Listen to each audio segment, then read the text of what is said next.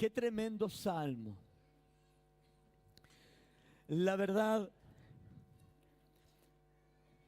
es que no puede haber risa real, genuina, ni alabanzas en nuestro corazón, ni en nuestros labios, si no experimentamos la libertad. Nadie que esté preso puede disfrutar y puede gozarse porque está atado, está limitado, está cautivado. Y sabe que digo yo, como trágico, porque muchas veces estando nosotros en la iglesia, pareciera que estuviéramos cautivados, pareciera que estuviéramos atados. Y entonces la gente llega, pero como arrastrando los pies, llega sin fuerzas para levantar sus brazos, porque le abruman un montón de cosas, porque están golpeados por otras, porque se sienten atados por un montón de situaciones que están viviendo. La verdad que cuando uno lee este salmo, no queda otra cosa que irrumpir en un cántico de alabanza, en decirle: gracias, Señor. Gracias, Señor, por tu amor, por tu misericordia. Gracias, Señor, porque hemos entendido que nada en esta vida puede cautivarnos de tal manera que impida que nosotros podamos alabar y adorar el nombre del Señor. Este salmo, la verdad es que no se tiene claro quién lo escribió. Algunos estudiosos dicen que puede haber sido Esdras o alguno de los que salieron de la cautividad. La verdad es que me da lo mismo quién lo escribió. Lo importante es que está ahí escrito. Y está escrito para que nosotros podamos leerlo, contemplarlo, meditarlo y experimentarlo en plenitud. Está ahí para que nosotros podamos realmente vivir este evangelio como corresponde. Vivir el evangelio con toda la libertad necesaria para poder irrumpir en una realidad con el Señor. Yo he dicho, y de repente llego a ser un poco majadero y hasta debo cansar en algún momento, pero me gusta repetir una y otra vez algunas verdades importantes que tú y yo debiéramos siempre considerar, sobre todo cuando nos vemos enfrentados a diferentes realidades, a diferentes situaciones en la vida. Y una de ellas es que Dios, cuando nos llamó desde una posición para que avancemos a otra posición mejor. Nos llamó desde un nivel para que nosotros podamos avanzar a un nivel mejor. Nunca el llamado de Dios será para que tú y yo nos quedemos estancados o para que retrocedamos, sino que al contrario, la palabra dice que nosotros no somos de los que retrocedemos, sino que estamos para preservar la vida, estamos para ir de gloria en gloria, de victoria en victoria, para ir entonces como la luz de la aurora que va en aumento hasta que su día, hasta que esa luz llegue a su momento perfecto. Así debe ser la vida del creyente, así debe ser nuestra vida, pero el problema es que muchas veces, producto de un montón de realidades, de experiencias, de situaciones que nos envolvemos, nos metemos, empecemos a sentirnos como nuevamente esclavizados. Mira, yo quiero leerles el Salmo 137 que tiene que ver con esto, porque dice acá: junto a los ríos de Babilonia, allí nos sentábamos y aún llorábamos. Dice: acordándonos de Sión, Sobre los sauces en medio de ella colgamos nuestras arpas. Y los que nos habían llevado cautivo nos pedían que cantásemos, y los que nos habían desolado nos pedían alegría, diciendo: cantadnos algunos de los cánticos de Sión. ¿Cómo cantaremos cántico de Jehová en tierra de extraño? Si me olvidare de ti, oh Jerusalén, pierda mi diestra su destreza. Y comienza a detallar un montón de cosas. Pero los que estaban ahí en Babilonia le estaban diciendo: bueno, canten como lo hacían en Jerusalén. Comiencen a expresar la alegría como lo experimentaban en Jerusalén. Y ellos decían: ¿cómo podemos hacerlo en tierra extraña? ¿Cómo podemos nosotros expresar nuestra alegría, nuestro gozo, nuestra libertad, nuestra expresión espontánea, libre ante Dios, si estamos en tierra extraña, si estamos cautivados por realidades adversas, si estamos atados por situaciones difíciles? La verdad es que es impresionante, porque no podemos nosotros ofrecer alabanzas, no podemos nosotros ofrecer cánticos, ni gozo, ni alegría al Señor cuando nuestras vidas se encuentran cautivadas, esclavizadas, sometidas a un montón de situaciones. ¿Cuántos cristianos de repente llegan a las congregaciones simplemente sintiéndose culpables, sintiéndose simplemente hipócritas, sintiéndose deshonestos, porque poco tiempo atrás a lo mejor habían experimentado pornografía, habían experimentado violencia intrafamiliar, habían experimentado, no sé, un problema y algo los cautiva constantemente, y entonces venimos delante de Dios, pero no podemos levantar los brazos, no podemos adorar el nombre del Señor, no podemos extendernos libremente a Dios, porque nuestro corazón está atado, está esclavizado. Es difícil, hermanos, es difícil cuando la gente vive como un pie adentro y el otro pie afuera. La verdad es que no se puede experimentar la libertad de Jesús ni la plenitud de Él sobre nosotros cuando vivimos de esa manera, porque hay momentos en que estamos muy bien, pero hay momentos en que estamos muy mal, y entonces esas cosas, estas cosas medias cambiantes que vivimos comienzan de alguna manera a afectar nuestra realidad espiritual. Es momento de que nosotros podamos entender que no podemos soñar, que no podemos reír, que no podemos gozarnos, que no puede haber alegría si efectivamente no nos sentimos libres, porque Dios dijo: conoceréis la verdad y la verdad os hará libres. Aquí me quedo, libres. Pero ¿cuántos de nosotros caminamos esclavos a las circunstancias?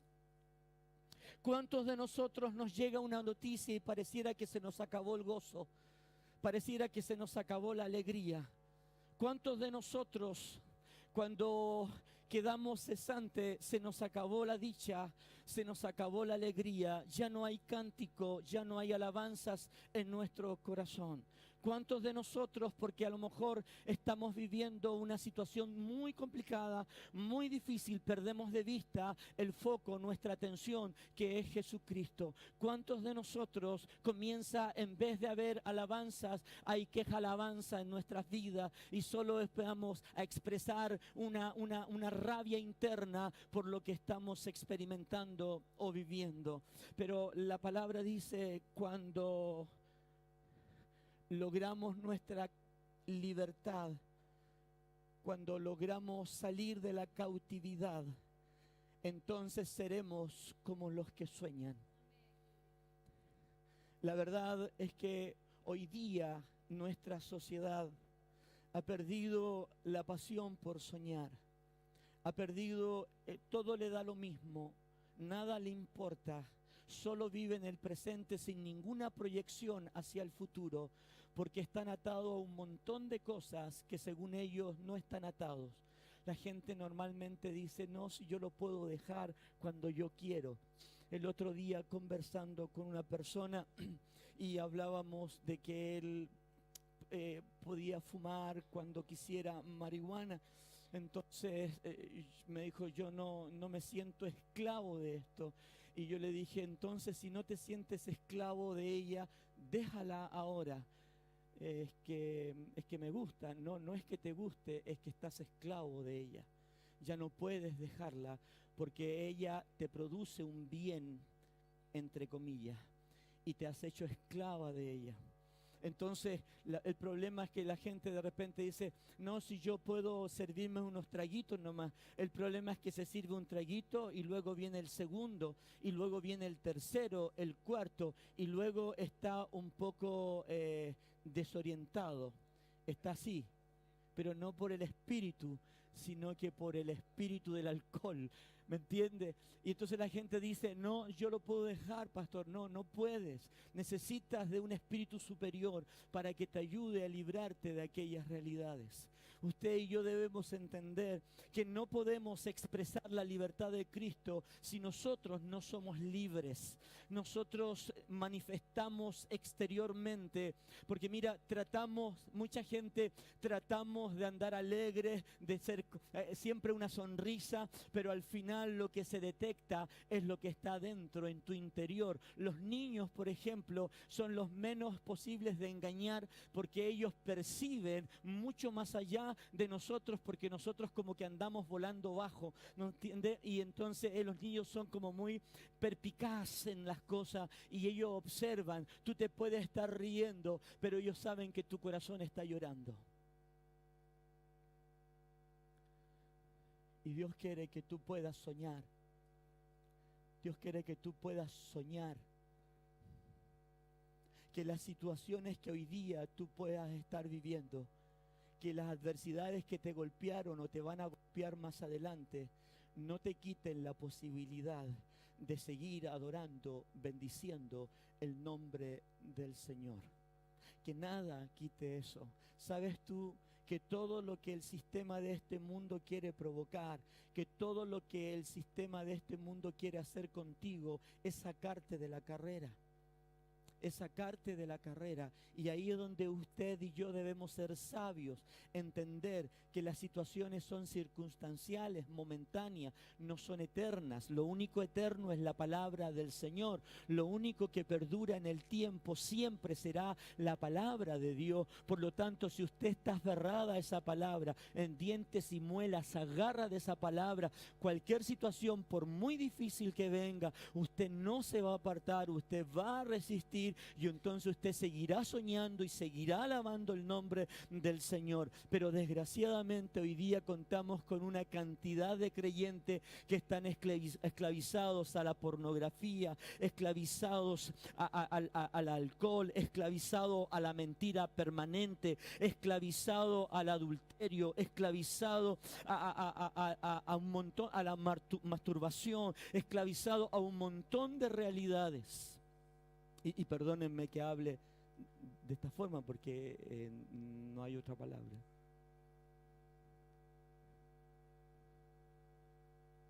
Esclavizados a la tecnología. Aleluya. ¿Quién más puede decir algo? Esclavizados perdón, al afán, al trabajo, dijo por ahí. ¿Se da cuenta? Entonces después queremos llegar delante del Señor, adorar a Dios, pero si en nuestros hogares no lo hicimos, si en nuestras casas no lo hicimos, si en nuestro trabajo no lo hicimos, porque estamos cautivos. Y aquí está diciendo, cuando el Señor hiciere volver de la cautividad, entonces seremos como los que sueñan. Él pondrá risa en nuestra boca y va alabanzas en nuestra lengua. Pero cuando salgamos de la cautividad, cuando nos hacemos libres de aquellas cosas que nos oprimen y nos presionan para que no tengamos la libertad de adorar el nombre del Señor. Yo la verdad es cuando leo esto me produce un, un- un- un momento de mucha exaltación al nombre del Señor. Pero la iglesia muchas veces no ha querido entender la esclavitud que uno puede vivir o experimentar. Se puede moverse en diferentes áreas, como se ha mencionado acá. De repente somos esclavos del trabajo y no nos permiten disfrutar de Dios, porque el trabajo nos tiene sometidos. Y por favor, no estoy diciendo que deje de trabajar.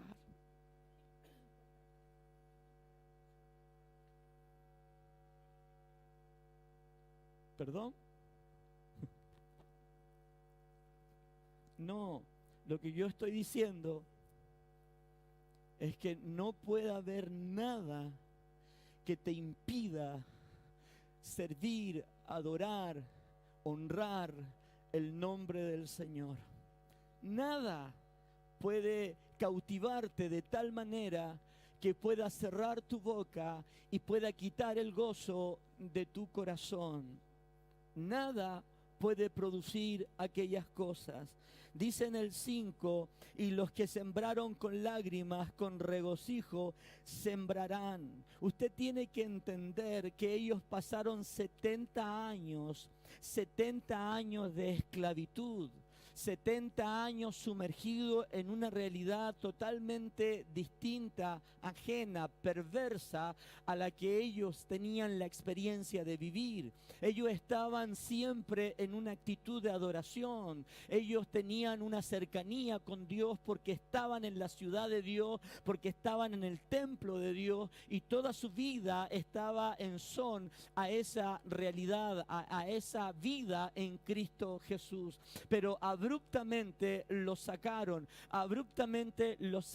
de ese lugar y se los llevaron cautivo, y en ese momento ellos perdieron totalmente la dicha, ellos perdieron totalmente el gozo, ellos perdieron, dice que colgaron, en el Salmo 37, colgaron, como que diríamos nosotros, vamos a colgar los guantes, vamos a colgar los chuteadores que se le llamaba antiguamente, los zapatos de fútbol, vamos a colgarlo porque ya no vamos más con esto. Eso puede ser porque ya estamos un poco más viejos, pero no porque nos quite de adentro la pasión.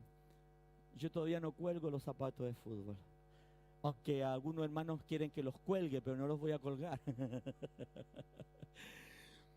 Pero usted tiene que entender que ellos vivieron tiempo en una tierra extraña, y cuando volvieron a Jerusalén, recuerde que los muros estaban caídos, las puertas del templo quemadas, sus tierras estaban perdidas, porque nadie las había trabajado.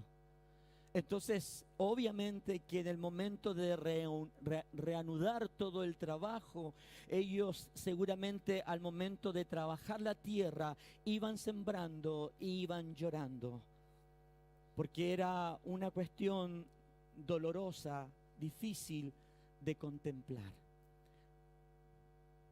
Y pasa con nosotros, porque usted debe saber que la siembra, tanto física como espiritual, también provoca en nosotros un dolor, implica trabajo, implica sudar, es tiempo de espera para la cosecha, y muchas veces el resultado no es lo que nosotros esperamos. Muchas veces sembramos, pareciera que sembramos mucho, trabajamos mucho, pero los resultados no son lo que tú y yo esperamos, y eso va provocando una frustración, va provocando un dolor en nuestros corazones, y no podemos nosotros negar que incluso las lágrimas llegan a recorrer nuestras mejillas, porque estamos viendo cosas distintas a lo que las promesas de la palabra nos está hablando, y pareciera que se contradice una cosa con la otra y no concuerdan, no coinciden, no aciertan la una con la otra, y eso va en algún momento dañando nuestra realidad, y vamos perdiendo, ¿no es cierto?, la firmeza, la constancia de poder seguir adelante. Yo me acuerdo recuerdo un Pablo con un Silas en medio de la cárcel. Ellos estaban presos, ellos estaban encarcelados y aún así dice la palabra que a medianoche ellos comenzaron a irrumpir en un cántico de alabanza y de adoración. Esto me muestra que cuando está hablando la cautividad, no está hablando la cautividad física, sino que más bien para nosotros está hablando la cautividad espiritual, porque Pablo podía estar preso y podía estar en la cárcel de más adentro de toda, pero él se sentía libre. Él sabía que él le servía, él sabía que Dios tenía el control de sus vidas, él sabía que Dios estaba a su favor y que ninguna cosa momentánea, circunstancial, iba a provocar en ellos un daño, iba a provocar en ellos un dolor que les quitara el gozo, que les quitara la fuerza de poder adorar y bendecir el nombre del Señor. Pero muchas veces nosotros simplemente nos pisan un callo para que comencemos a perder la dicha, para que comencemos a perder el gozo del Señor. Simplemente un pequeño problema y entonces comenzamos a mandar todo a la punta del cerro, hasta el esposo lo mandamos a la punta del cerro.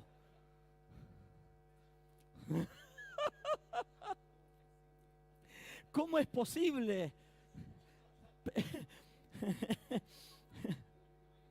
¿Cuántos hombres han tenido que ir a la punta del cerro? Levante su mano.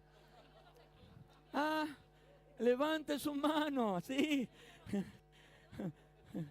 Si no lo han mandado a la punta del cerro, ya lo van a mandar, no se preocupe. A mí, a los 34 años de casado, creo que 4 años no me han mandado. No. Pero usted tiene que entender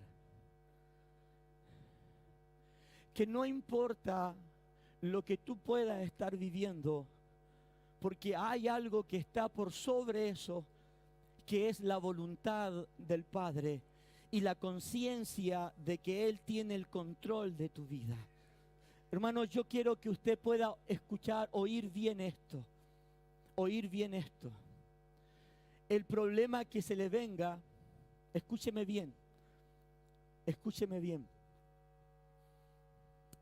Lo que hoy día está viviendo o lo que va a vivir mañana, nada de ellos debe quitarle a usted el gozo.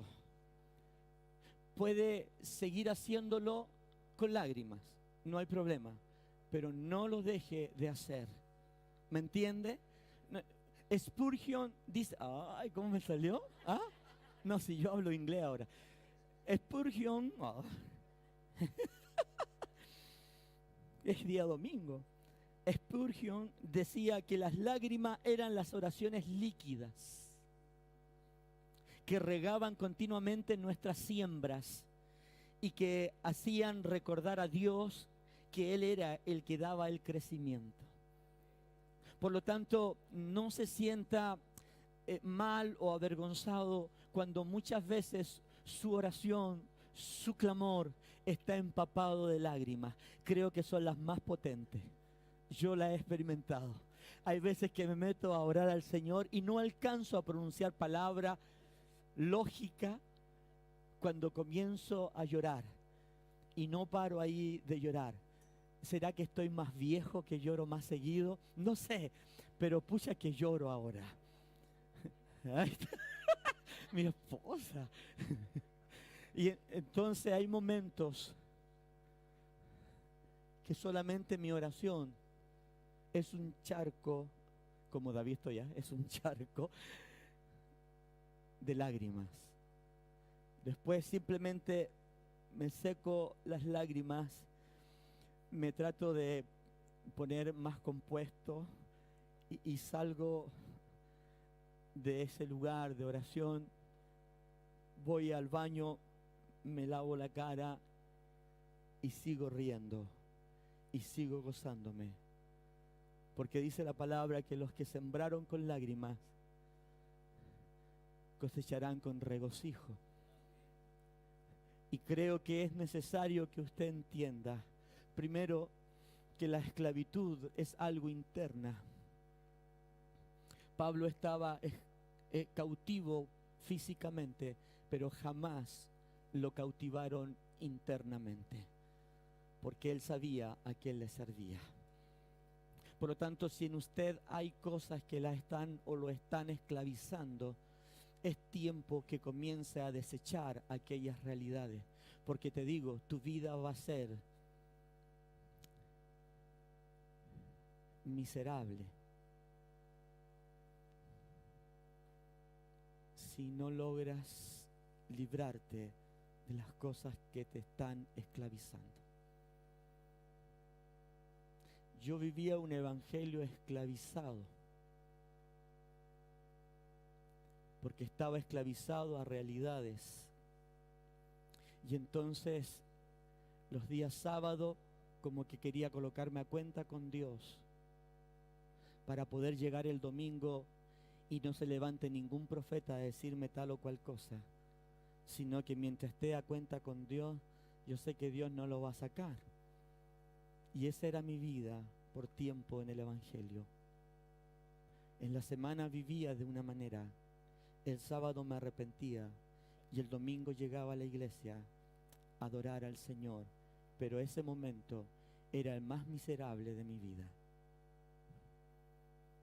porque sabía que actuaba conscientemente en mi pecado y sabía que estaba esclavizado y no sentía libertad. Y yo avanzaba y chocaba con una pared constantemente porque estaba esclavizado. Es como cuenta Kathryn Kuhlman, no sé si la ubican. Kathryn Kuhlman, una mujer de la década del 70, 60 y tanto. Esta mujer era una tremenda mujer de Dios, que se movió en un ámbito sobrenatural, pero impactante, extraordinario.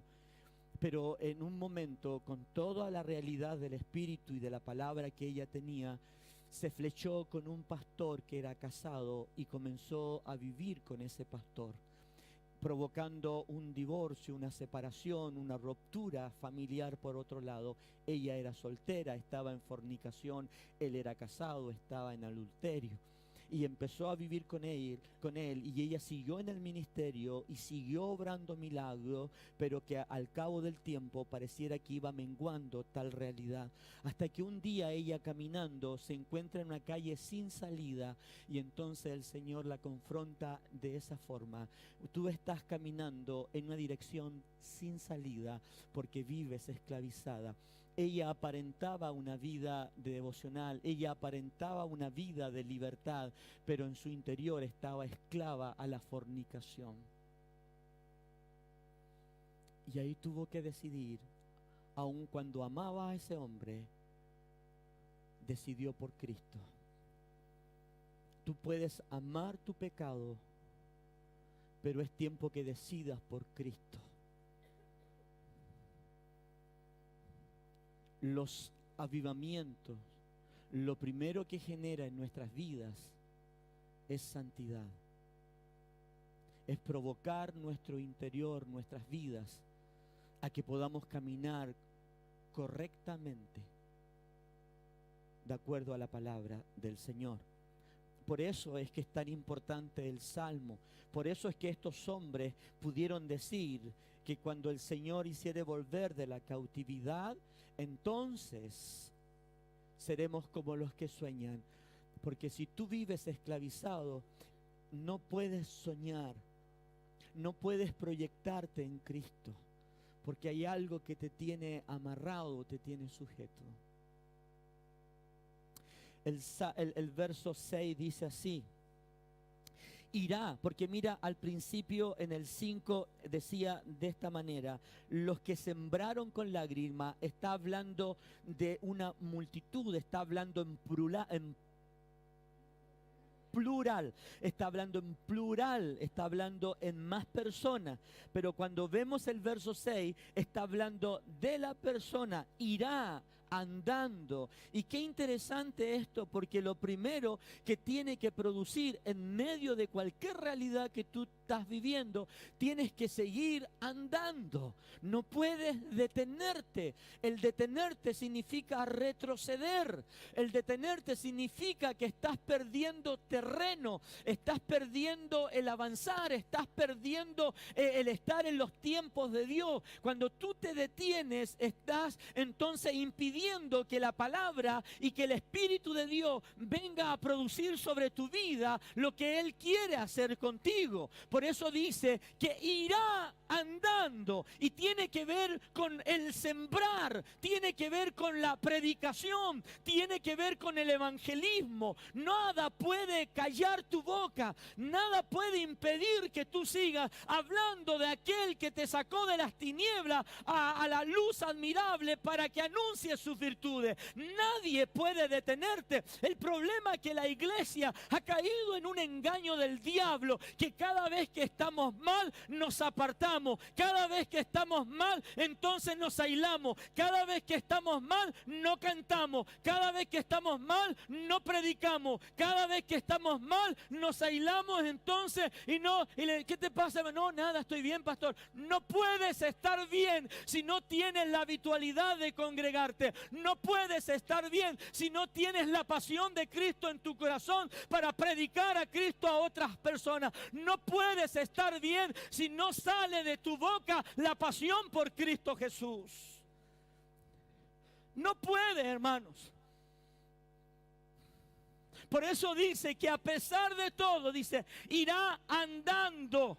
Y esto tiene que ver con una acción para sembrar. Es lo mismo que dice la palabra en Mateo 28, 19. Id y haced, irá andando, irá haciendo. Es lo mismo. Porque la iglesia no es un charco de agua. La iglesia es un río de agua viva. Es algo que va fluyendo, es dinámico, es algo constante, permanente, no es algo que se estanca. Lo que se estanca se pudre. Lo que se guarda se pudre. Si no, pregúntele a los israelitas en el desierto, cuando Moisés le dijo, van a sacar el maná para el día. Pero ellos, como tenían tanta confianza en la palabra de Moisés, que sacaban para 2 días por si acaso Moisés escuchó mal. Y entonces hacían ellos que sacaban para más días del maná y lo guardaban. Y al otro día ese maná que estaba guardado se pudría. Eso pasa cuando nosotros guardamos el maná en nuestras vidas y no lo exponemos, no lo predicamos, no lo anunciamos. Tenemos que sacarlo. Si somos alimentados, tenemos que darlo. Lo que de gracia hemos recibido, de gracia lo tenemos que dar. Por eso es que muchas veces hay hermanos que andan un poco hediondos. Porque la palabra se le está pudriendo adentro. Porque no hablan con nadie. Se gozaron el domingo, el jueves, el día que se junten. Feliz, salieron de aquí feliz. Y bien, po. Pero ¿y qué hay de predicar? ¿Qué hay de hablar? ¿Qué hay de esa gente que se está muriendo sin Cristo? Yo colocaba hoy día en el devocional, si lo leyeron, fue más temprano para que pudieran dormir un poco más ustedes. Y entonces yo decía al final, mi reflexión era detenerme un poco en la actitud de Esteban. Esteban estaba viviendo un momento, yo no creo que más difícil que ese momento alguien haya vivido. Él estaba siendo apedreado, ¿sabe eso? ¿No es cierto? Le estaban tirando piedras. Pero no estaban jugando como la nieve, y que se tiraban unos para allá y otros para acá. No era eso, eran piedras. Que la intención era para matarlo.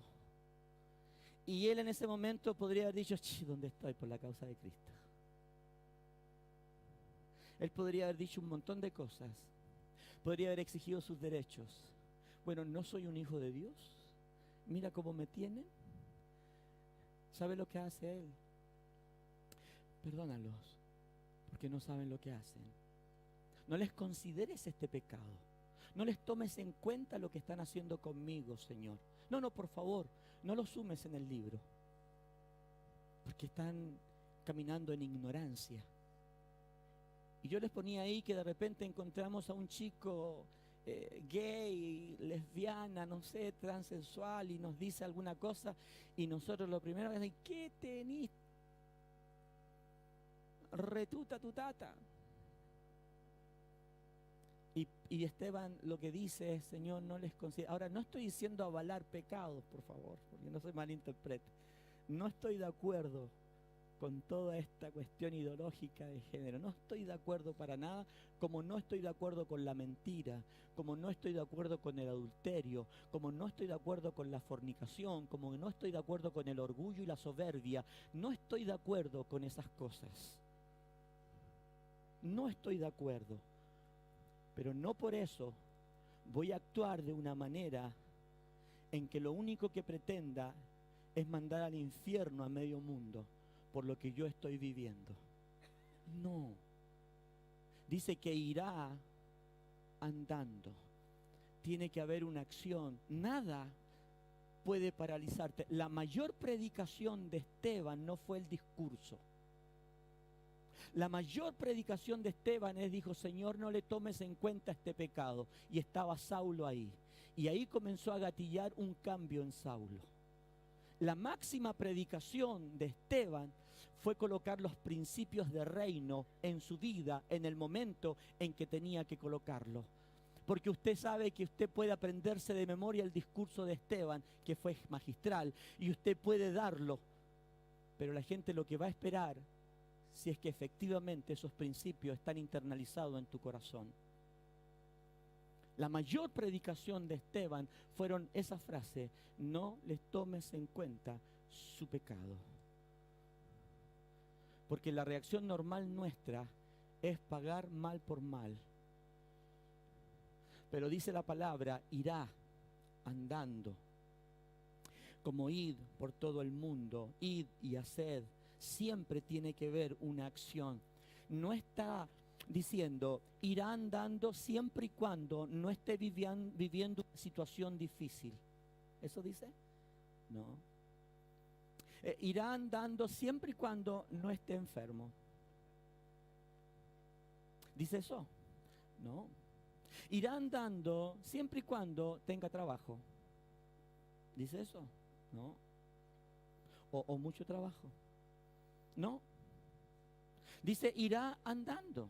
Ahora, mira qué potente, porque además dice, irá andando y llorando. O sea, hermano, está bien que llores. Hay cristianos que dicen, ay, ¿cómo podía estar llorando? Es falta de fe. Ah, por favor. Tráiganme a eso. Pásenlos llorar. ¿Cómo es posible? Dice, irá andando y llorando. Dios no está desconociendo que están viviendo momentos complicados. Dios no está ajeno a tu dolor. Dios no está ajeno a tu sufrimiento. Dios no está ajeno a lo que puedas estar viviendo. Porque no tenemos un Dios indolente. No tenemos un Dios que no se compadece de nuestras debilidades. Al contrario, tenemos nuestro gran sumo sacerdote que traspasó los cielos y hoy día está a la diestra de Dios intercediendo por ti y por mí todos los días, las 24 horas del día, los 30 días de la semana, los 365 días del año. Todos los días de tu vida tenemos a un Cristo que está intercediendo y no está diciendo, ay, qué llorón. No, Él está diciendo, vaya, hermano, sí, llorando no importa, pero vaya, no se me estanque, no se me quede pegado ahí en la misma tecla todos los días, tocando la misma sintonía todos los días. Levántese. Levántese en el nombre de Jesús. Eso está diciendo. Está bien, está llorando, vaya llorando, no hay un problema. Porque sabe que Dios sabe, y yo sé, y usted también, que el llorar es una manera de descongestionar nuestro interior. Así que vaya a llorar. Si está muy apretado, aquí como muy compungido, aquí como muy estrecho, vaya y llore. No se me quede pegado así, pero vaya y llore. Porque pucha, que hace después que uno llora harto, se levanta con nuevas fuerzas. Bien, voy a seguir, voy a seguir. Esa es la idea que nosotros debemos entender. Dice, irá andando, o sea, irá cumpliendo el propósito, llorando, pero lo hará. ¿Te das cuenta? Pero ¿cuál es la política? Porque ¿cuál es la política del cristiano? O la filosofía de vida que no sé de dónde lo ha sacado, pero lo saca.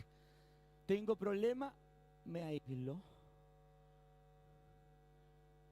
O claro, tengo problema y me voy de la iglesia. Como que el problema se acabó ahí.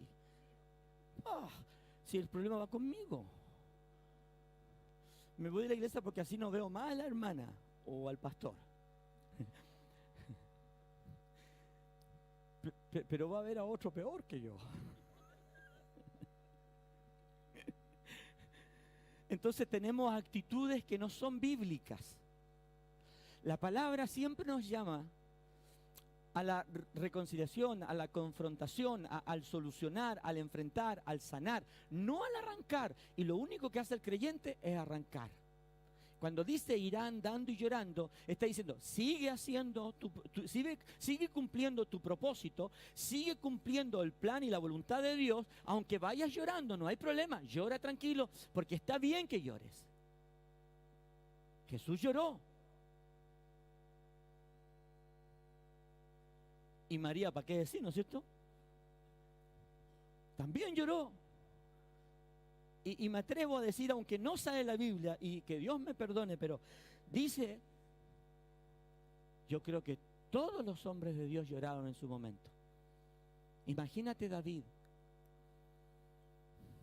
al ver que sus hijos se estaban matando entre ellos. Pero él siguió como rey, llorando, pero siguió cumpliendo su propósito.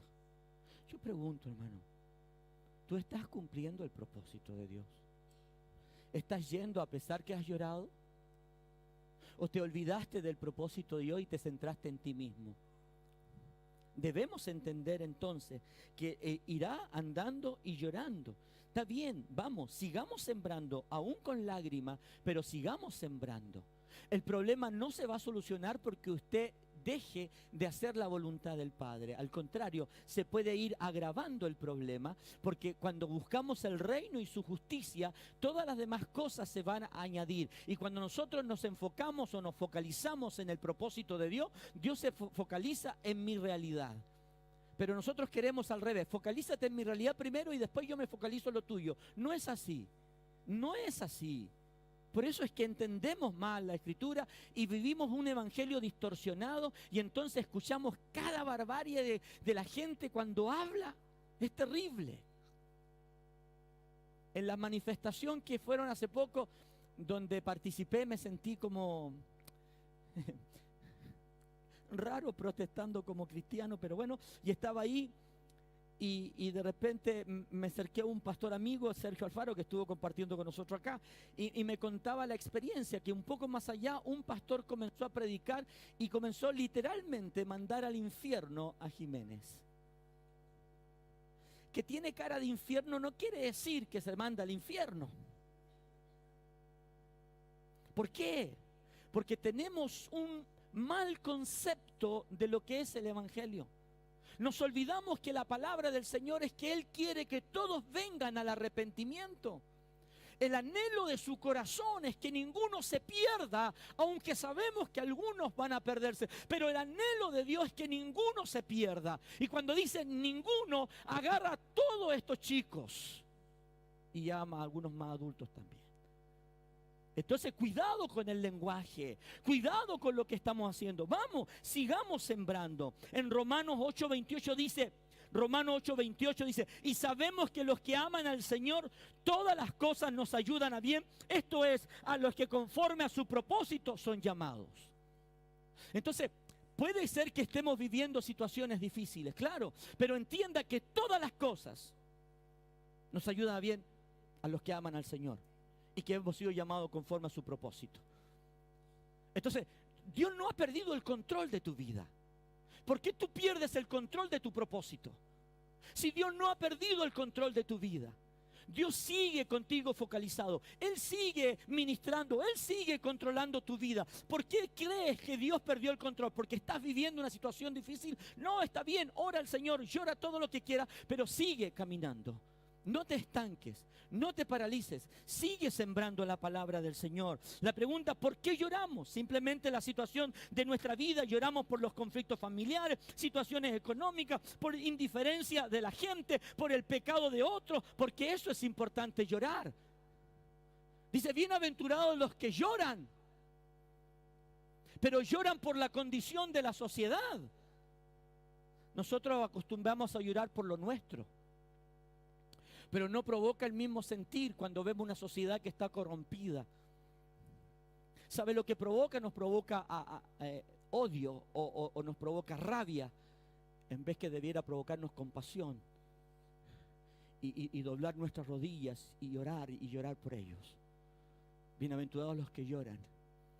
Entonces cuando dice irán dando y llorando, no solamente por las situaciones que vivo yo o que vives tú, sino que por la realidad de esta sociedad que está viviendo, que están viviendo una ignorancia como éramos nosotros antes, porque a lo mejor éramos peores que ellos antes. Cuando está hablando acá, es que tenemos que saber llorar por las cosas por las cuales hay que llorar. Puede que son situaciones complicadas, difíciles, pero debes seguir andando y llorando. No puedes pretender esperar el mejor tiempo. El problema es que el creyente siempre quiere el mejor tiempo. Siempre, no voy a esperar que pase este problema. ¿Se da cuenta? Porque tenemos esa costumbre equivocada. Nosotros no podemos esperar. ¿Quién me lo cambió? Acá. No podemos esperar el mejor tiempo para sembrar. Porque la palabra en Eclesiastés dice 11:4, Eclesiastés 11:4, el que al viento observa no sembrará, y el que mira las nubes no segará. Porque siempre está esperando, no, hoy día no va a ser, bueno, no voy a sembrar hoy día. Y después sale el otro día, no, menos, porque ahora hay mucho sol. No, ahora está lloviendo mucho. No, hay viento y este viento es cálido, entonces va a llover. Este viento es muy helado, va a ser mucho frío, va a quemarme las cosechas. Y comenzamos a buscar siempre el mejor momento. Nunca va a llegar el mejor momento. El mejor momento para sembrar es hoy. En medio de tu dolor, en medio de tu aflicción, en medio de tu situación, es hoy el momento de que tienes que sembrar. Hoy es el momento en que tienes que ir y hacer la voluntad del Padre. No podemos esperar los mejores momentos. Toda cosa tiene un tiempo y el tiempo de Dios es hoy día. Es hoy día. Normalmente nosotros tomamos una actitud diferente. Mire lo que dice Hechos 8, que esto va a ser el siguiente capítulo que sigo estudiando. Mire lo que dice. Y Saulo consentía en su muerte. En aquel día hubo una gran persecución contra la iglesia que estaba en Jerusalén, y todos fueron esparcidos por las tierras de Judea y de Samaria, salvo los apóstoles. Fíjese en esto, hermano, que esto es el último punto. Fíjese en esto. Al principio, antes del capítulo 8, la persecución era exclusiva sobre los apóstoles. En el capítulo 8, después de la muerte de Esteban, del primer mártir, se levanta una persecución sobre la iglesia. Dice, sobre todos, excepto los apóstoles. Y esta gente tuvo que salir en forma abrupta. Usted métase con ellos. Ellos tuvieron que salir. Seguramente hoy día usted va a llegar a su casa y le informan, no llegues porque te están esperando por ser cristiano. Me van a decir de mi casa, papá, no llegues porque te escuchaban hablar contra el homosexualismo y te van a acusar de discriminatorio. Entonces, abruptamente tienes que correr, abruptamente tienes que arrancar, y tuviste que, no alcanzaste ni a despedirte de tus familiares, no alcanzaste ni a cerrar el negocio, no alcanzaste a dejar las cosas más o menos ordenadas para que tu familia al menos no tenga cierta inestabilidad económica, pero ellos tuvieron que arrancar inmediatamente. No les dio tiempo para despedirse, no les dio tiempo para hablar con los apóstoles qué íbamos a hacer, no les dio tiempo para hablar con los líderes de la iglesia. Ellos tuvieron que arrancar. Y entonces uno puede decir, a estos van a ir llorando sin hacer nada. Pero cuando tú lees la palabra del Señor, te das cuenta de que ellos jamás perdieron su propósito. Dice que todos fueron esparcidos. Y esta palabra esparcidos en griego significa sembrados completamente. Qué interesante. ¿Sabe por qué? Porque en Hechos 1:8 les dijo, ustedes me van a ser testigos en Jerusalén, en Judá, en todo Samaria, hasta lo último del mundo. Y ellos se habían concentrado solamente en Jerusalén. Entonces dijo, Señor, algo tengo que hacer con estos cabros. Y permitió una persecución. Y dice que fueron a Judá y a Samaria. Y llegaron al resto del mundo, a esta España.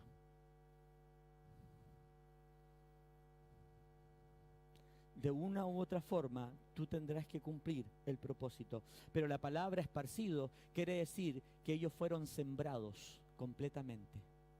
Ahora entienda esto, mire lo que dice en Hechos 11. Hechos 11, 19 al 21, dice así. Ahora bien, los que habían sido esparcidos, ¿quién eran? Los de los Hechos 8, ¿no es cierto? Está hablando de eso. Dice, ahora bien, los que habían sido esparcidos a causa de la persecución que hubo con motivo de Esteban, o sea, nos ratifica que eran los de Hechos 8, pasaron hasta Fenicia, Chipre, Antioquía. Mira, dice, mira esta expresión, no hablando a nadie la palabra, sino solo a los judíos. Algo sembraban, ¿ya? Algo estaban sembrando.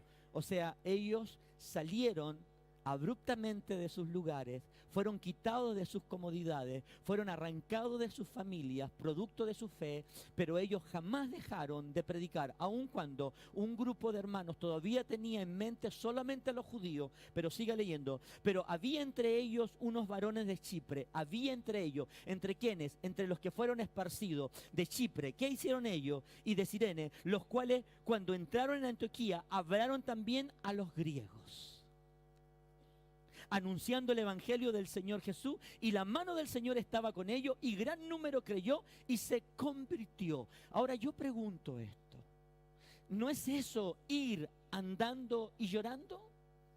¿No es eso realmente lo que Dios espera de ti y de mí?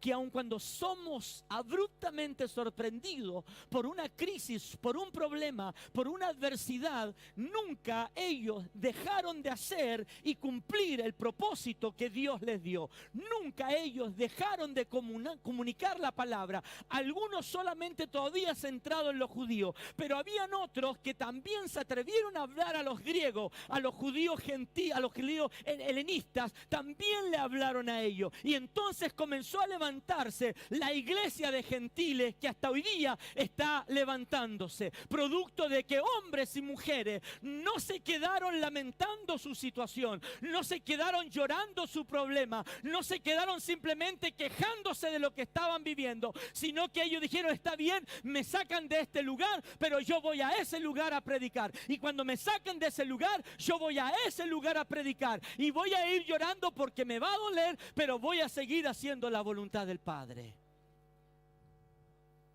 Oh, gloria. Es una iglesia que entiende su propósito, que Dios no desconoce tu dolor, que Dios no desconoce lo que estás viviendo, pero entiende que el propósito de Dios no puede ni debe detenerse por las realidades que vivimos. Y no es que estemos hablando de un Dios impersonal, de un Dios insensible, de un Dios que no se compadece. No, hermanos, por favor, entienda bien. Es que Dios nos está entregando la forma más adecuada para librarte de tu situación. Es no dejar nunca de hacer lo que Dios te mandó a hacer, a pesar de todo lo que puedas estar viviendo. Puedo reconocer que en mi vida muchas veces he tenido que ir andando y llorando, y más veces llorando que andando. Muchas veces. Pero también puedo testificar que en ninguna de esas realidades Dios me ha abandonado. Porque en todo Dios ha sido fiel. Y Él ha estado conmigo. Yo quiero convocar tu corazón. Quiero despertar en tu vida. Primero, examina tu corazón y sé libre de eso que te esclaviza. Sé libre porque sabes que vas a vivir una vida miserable. Porque por un lado te sientes atraído por estas cosas de Dios, pero te sientes tan limitado porque te sientes como que estás entre rejas espirituales y no te permite. Y tú dices así: la gente no me entiende. La gente no sabe lo que... No, nosotros sabemos. Lo que pasa es que muchas veces ellos no saben la manera de salir de eso. Y luego, entonces comenzarás a soñar y se levantará sobre ti situaciones, pero que ninguna de ellas comienza a detener tu vida. Levántate, anda, llorando, no importa. Llora al Señor. Es algo tremendamente sanador. Es algo terapéutico que te produce cuando tú vas a llorar a los pies de Jesús. Es increíble. Te prometo, es increíble. Es la mejor sanidad que un ser humano necesita. Es el mejor remedio que un hombre necesita y una mujer. Es cuando va a los pies de Jesús a llorar. Es lo mejor. No lo cambio por una aspirina. No lo cambio por una inyección porque eso sí que no, porque me da miedo la inyección. Creo que lo mejor que te puede acontecer es tener conciencia de que Dios no ha perdido el control de tu vida. Así como un día, sin conocerle, llegaste a Él y sentiste como un peso cayó de tu espalda y te sentiste libre. A mí me pasó. Yo miraba a los hermanos como cantaban y yo decía: yo me encuentro que soy feliz. Tengo mi esposa, tengo 2 hijos, tengo un hijo tercero que está por venir porque faltaban meses nomás que naciera Felipe. Y yo dije: ellos tienen algo que yo no tengo y yo lo quiero tener. Porque yo cuando los veí cantando a ellos, vi un rostro de tanta felicidad, de tanto gozo, que no creo haber visto en mi vida tanta felicidad como a ellos. Yo no estaba preocupado de que si ellos vivían como vivían, no, solo lo que yo estaba experimentando ese momento. Y entonces dije: no, yo quiero tener lo de ellos. Y entonces fui a los pies de Cristo y el Señor vino sobre mi vida ese día. Y salí de ese día amando a todos.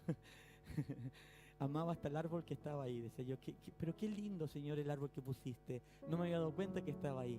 Te felicito, lo pusiste justo ahí, Señor. Y de repente me tenía que ir al trabajo caminando. Yo caminaba de la estación Pajarito del metro hasta la estación central del metro. Caminaba porque no tenía el dinero para pagar el metro. Entonces, para no faltar a mi trabajo, yo me iba caminando. Y entonces me iba caminando y me iba hablando con Él. Fueron los momentos pero gloriosos. O sea, eran momentos en que no sé cómo se me pasaba la hora, pero yo me iba hablando con Él y feliz. Yo miraba todo, con el frío, con el calor, todo. Llegaba hecho pebre al trabajo. Y más encima después tenía que estar agarrando unos sacos al hombro, tirarlo. Era todo un atado. Y llegaba feliz. Y la gente me decía: ¿qué te pasa? Es que estoy contento. ¿Pero por qué? ¿Te pasó algo? ¿Te ganaste un premio? Sí, algo así, me gané el mejor premio. Así que cosa, tengo a Jesús en mi corazón. Ya no tengo la ideología socialista ni comunista, sino que a Cristo. A ese socialista que yo veía que era Jesús, ahora lo tengo aquí adentro. Y comenzó a cambiar mi vida.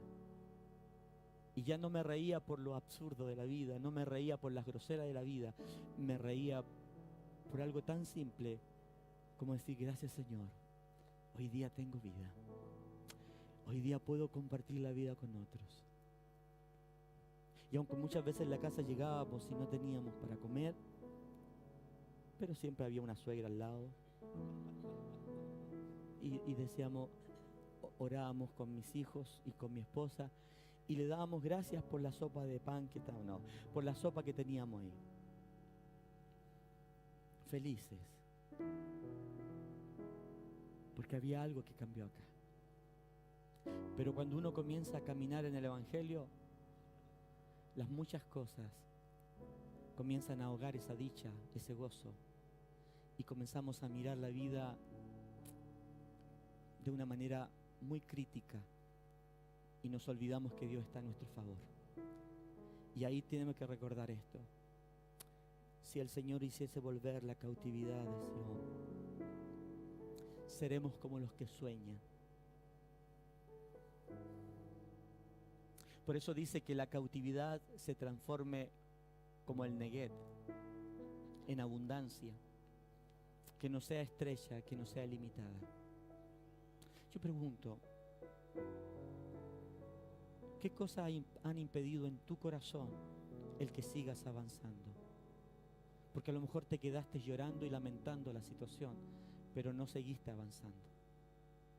Hoy día el Señor te dice, levántate, vuelve, comienza a caminar, a avanzar conmigo, porque yo voy a transformar tu cautividad en libertad. Porque voy a cambiar tu luto en fiesta. Porque voy a cambiar tus lágrimas en alegría. Porque voy a cambiar tu tristeza en risa. Levántate en el nombre de Jesús. Póngase en pie.